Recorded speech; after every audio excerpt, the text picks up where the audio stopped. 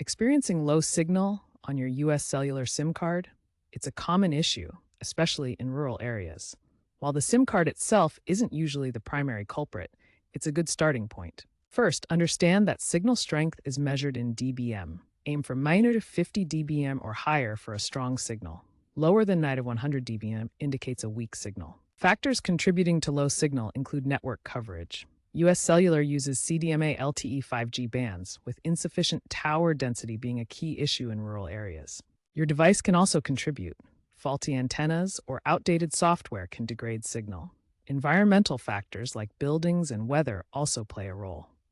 Begin troubleshooting by restarting your device and toggling airplane mode.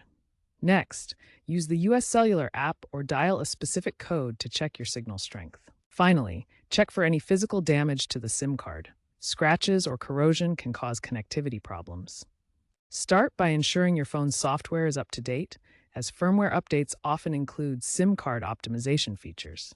Inspect your SIM card for damage.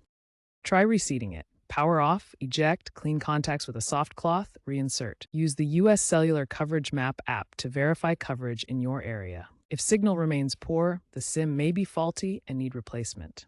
Contact US Cellular support. Replacements are often free if under warranty. Consider signal boosters, sales of which are up 25% this year, to amplify signal. Manage device settings. Interference from Wi-Fi routers, especially on the 5 GHz band, can impact signal.